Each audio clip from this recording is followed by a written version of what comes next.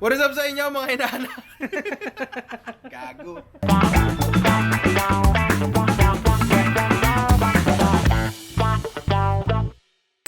So, pumunta kaming Pampanga nitong nakaraan, a few days ago lang, no, para tumikim ng authentic na sisig. Pumunta kami kay Aling Mila Stokwat Baboy, I think. Tapos, Aling Lusing. Sabi kasi ng mga inaanak natin dyan sa page and sa YouTube na yun daw talaga ang authentic na sisig na kailangan ko matikman bago ako makapagluto ng sarili kong sisig. So, pinuntahan natin. Jerome, lagay mo nga dito, baka sabihin nila, dito to, baka sabihin, titrip lang ako, di ba? Etong mga sisig na to, eto ang kinoconsider ng karamihan na traditional at tunay na sisig. Pero, eto actually ang precursor sa modern sisig, sa sisig Maynila, for the lack of better term, di ba? Pero dahil nga modern sisig siya, basically, meron pang sisig na mas nauna sa kanya, yung totoong sisig. Tunay na sisig, ayon kay Erwan at sa kung ano-ano pang sources sa internet, ito ay considered as pork salad, basically. Ang ingredients na lang ay pinakulo ang baboy, suka, asin, paminta, and sometimes merong gulay na pwedeng green papaya and unripe na bayabas na guava. Pero essentially, yun lang siya. Asin at baboy. Ay, sorry. Sorry na. Basically, yun lang siya. Suka at baboy asin. Yun lang. So, syempre, bago tayo gumawa ng modern sisig na alam natin, try mo natin gumawa ng traditional sisig, no? Meron tayong ulo ng baboy dito. Syempre, mula sa mga kaibigan natin dyan sa EOR Meats. Maraming salamat sa sariwang ulo ng baboy na to. Salang na natin. Tama ba yung ginawa ko? Sinampal ko. Ang unang step na kailangan natin gawin sa paggawa ng traditional sisig or old sisig is papakulo tayo ng tubig at lalagyan natin ng laurel, pamintang buo, asin syempre. And of course, ang ating ulo ng baboy. Pagkasyahin mo lang, mainit yan, gago. Oh, shit! Make sure lang na nakalubog. So, gusto niyang huminga, so gago! So, pakukuluan lang natin to hanggang maluto siya for mga gaano katagal ba? Isang oras, I think. Kasi hindi siya pwede lumambot ng todo. Pero dapat maluto siya hanggang loob kasi kailangan natin yung utak. Sana all may utak, di ba? Baka sampalin ko utak mo. Coma type na bow? Oo, coma Ano type na yun? bow. Puro LOD. Composite lang, plus 10, apat. Tangina, pinlas 10 pa ang puta kahit no plus na nga yun eh. Ang gago! Bench picks. Baka naman. So, ang baboy natin ay kasalukuyang nandito, pinakukuluan. Medyo malapit-lapit na siya. Gusto ko lang i-discuss kung saan nagmula ang salitang sisig. Ayon sa video ni Erwan.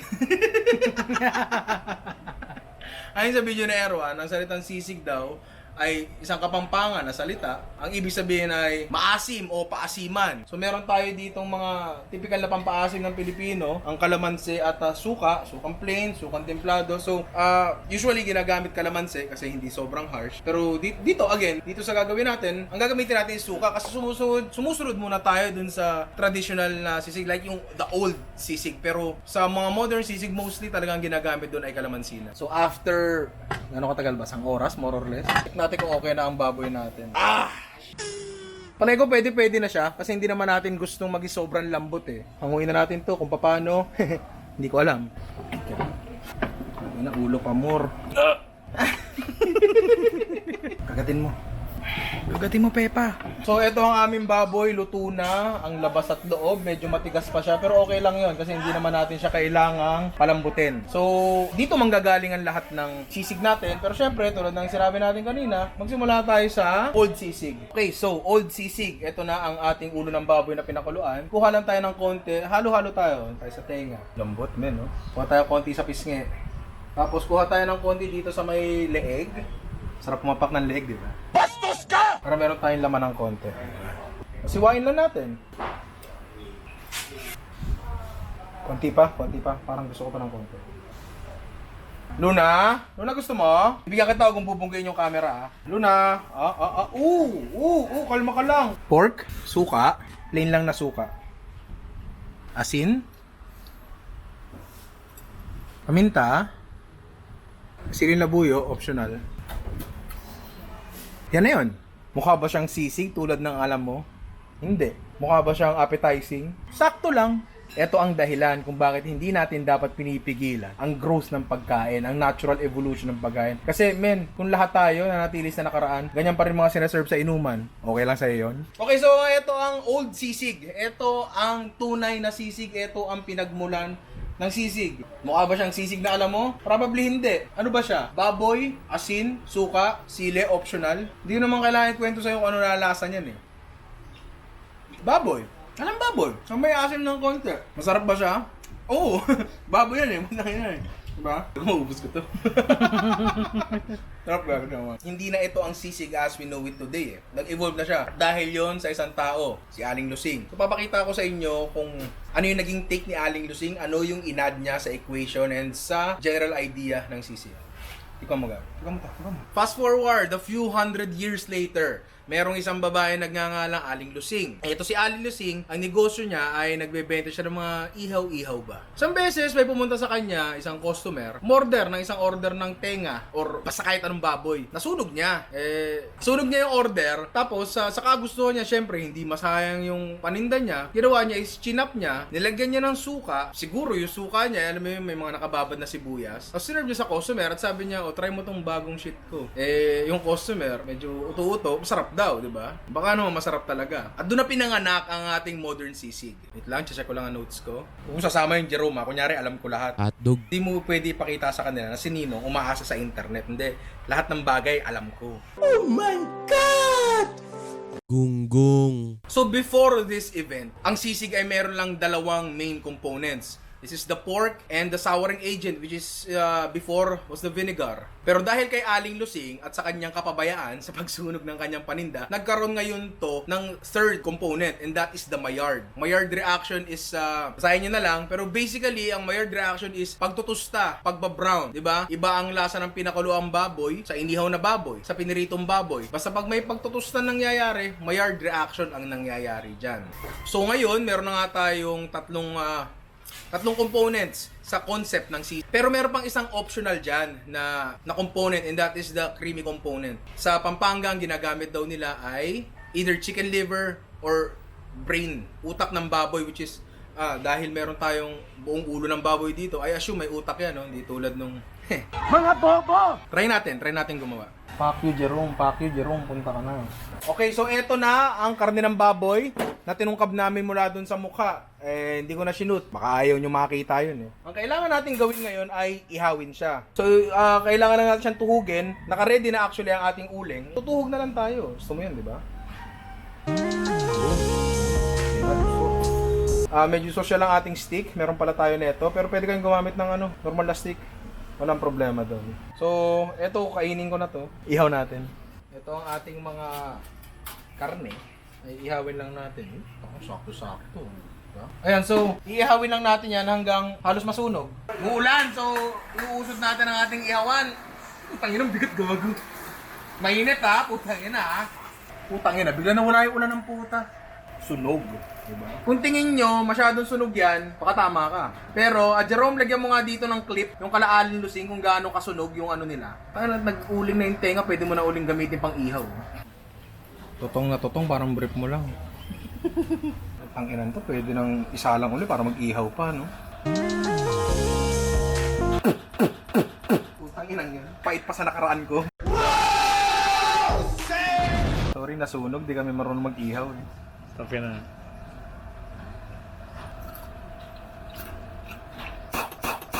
Putang ina mo. Pagtubo na puno mo, may heka na. Okay, so umuulan na. So kailangan kong lakasan ang boses ko. Joke lang. So umuulan na. So kailangan natin bilisan to. Ito ang mga naihaw na natin baboy. Ngayon kailangan nating chapin ng pino. Nakita ko kasi doon kala Aling Lusing. Talagang pino talaga eh. Pakita mo nga, Jerome, kung gaano ka pino. Yung naka-dual wheeled na na nagtataga, pakita mo. Yan, ganyan ka pino yan eh. So subukan natin gayahin yun kung kaya natin. Hindi, 2004. Hindi ko maalala. Basta nung bagong ng Ragnarok. Talagang dinownload ko yung buong rawcards.de. Wala naman ako internet sa bahay. Lang, ISP Bonanza lang eh. Oo. Kakangawit ang puta. Ayoko na. Ganyan na lang. Dual spec. Arms, gawin natin Fury, pare. Putang ina. Napapagod na ako eh. Baka pwede mo akong gawing yung mo ko ng Ultra Instinct ngayon din. Palagay ko pwede na to. Kung hindi pa, tangina, pagod na ako eh. Ako na eh. So set aside lang muna natin to, tapos i-prep na natin yung dalawa nating sisig. Actually kasi dalawa gagamitin natin dito. Hindi ko kasi alam kung gagamit tayo ng atay or ng utak. So parehas na lang. Diba? Sabi nga ng iba, gumagamit daw ng atay, bago gumagamit ng utak. Gamitin natin yung utak. Malaman natin kung eto meron kasi ex mo parang wala, no? Tutangin na mo. Paano ba to? Tensya na, hindi ako marunong ha. Hindi lang kung ba't itlog na lang ginagamit sa Maynila eh. Piling ko hilaw pa. So, kukunin lang natin yung utak, tapos lutuin natin uli. So, ito lang yung utak na nakuha ko dun sa isang buong baboy. Ganyan na pala utak ng baboy, no? Kaya pala tanga ex ko. Sorry, bobo pala, hindi tanga, magkaiba yun eh. So, yung utak, dahil medyo mahilaw-hilaw nga, niluto ko ng konti sa microwave. Creamy siya, parang utak. Pwede na! Tapos ang ating isang creamy component, yung atay na manok. Sabi, durugin lang daw. Di daw chachapen, so okay. Yak, Ninong, kinakamay. Yak, kinakamay. Tangina, no? Pero pag ikaw kinakamay, saya-saya mo. So, ito na ang ating chop na baboy. Ang ating sibuyas. Ang ating dalawang creamy component. Ang atay at ang utak. Kalamansi, syempre. And pepper and salt. So, basically, ang gagawin lang natin is itimplahin natin to, tapos hahatiin natin sa dalawa kasi dalawa yung creamy component natin. So, ang ating baboy. Ang ating sibuyas na tansyahan lang. Pansin ko doon, di masyado maraming sibuyas nila. Ang ating salt, pepper, kalamansi na dapat pala piniga ko na kanina pa. Pingin na lang ako ng salaan. Doon sa Aling Lusing nakita ko nagpipiga si ate doon. Palagay ko, 8 oras ang nagpipiga ng kalamansi si ate doon eh. Yung mga sisig natin sa Maynila, pa isa-isang perasong kalamansi lang. Pero yung natikman ko doon sa Pampanga, like maasim talaga siya, legit. And hindi siya nakakangiwi sa asim, pero maasim. Pero at the same time, hindi masyado. Alam mo yun? Gulo mo isip ko. Basically, okay na to. Hahatiin na natin sa dalawa para i-introduce ang ating creamy component. Pero dapat dito pa lang okay na yung timpla niya. Adjust nyo lang sa salt and pepper. Sorry, hindi ako naglagay ng patis. Baka patayin ako pagdating ko sa Pampanga. Panahon na para hatiin sa dalawa ang ating sisig. Ito ang ating utak. Yan, ganyan yun eh. Oh. Para may lagkit siya ng konti. Hindi siya sobrang buhaghag. At yung isa, atay. Medyo, I feel like kailangan pandurugin ng konti. Lagyan natin ng sisig. So, kung mahilig ka sa manghang, lagyan mo ng sili. Kung hindi, diwag. Okay na to. Pwede na siguro tayo magplato. So, eto na ang ating sizzling plate. Pinapainit na natin. At syempre, mainit na siya. Tulad nung arabong nag-PPM sa'yo. Diba? Shit. Lagyan ko na ng konting oil of your choice and my choice is chicken oil. Konting-konti lang para, you know, may sizzling lang ng konti. Mamaya, hindi mag-sizzling. Magreklamo kayo. Sisig. Sizzling plate pa di naman nagsisizzling. Ito ang ating atay. Topo yun. Dun nga sa Milas, tsaka sa Aling Lusing, pareha silang walang garnish. As in, ganyan lang talaga. Wala nang green sa taas. Kasi siguro alam nilang masarap eh, di ba? Ang point ng sizzling plate, again, is magdagdag pa rin ng tusta. Kasi kahit tinusta mo na baboy sa ihawan, magbe-benefit pa rin siya sa additional na tusta, di ba? So, hanggat mainit, kaya natin. Walang itlog-itlog, walang mayo-mayo.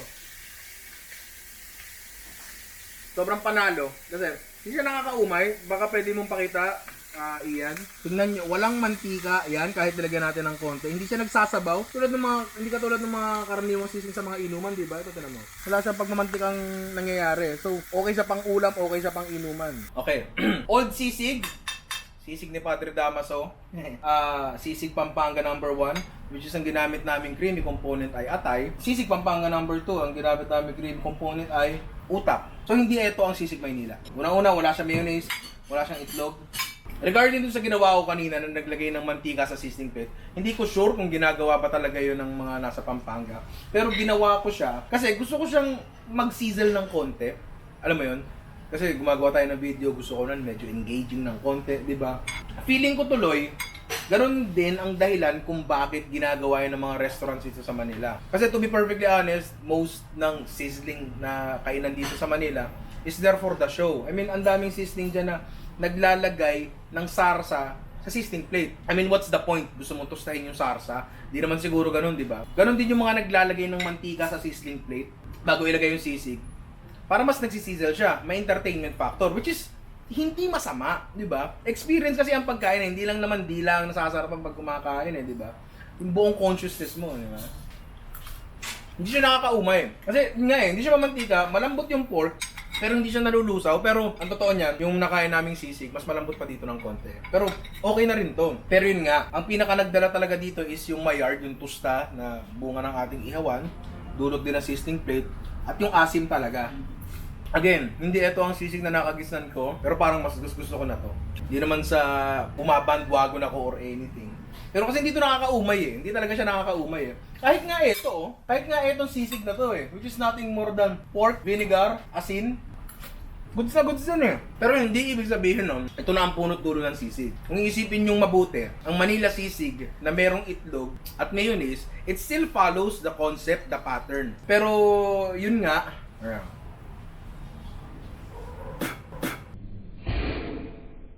Dumi-dumi mo! papakita yun. Papakita ko. Part 1 pa lang to ng Sisig Adventure natin. Meron pa tayong mga susunod na episodes tungkol dito kasi really, sisig is a very interesting concept. It's more than food, it's a cultural thing. Breakdown natin siya kung ano pa talaga ang components niya and papasukan natin ng kung ano-anong shit sa gitna. So, huwag ka na mucho. Yung old sisig. Lagi na.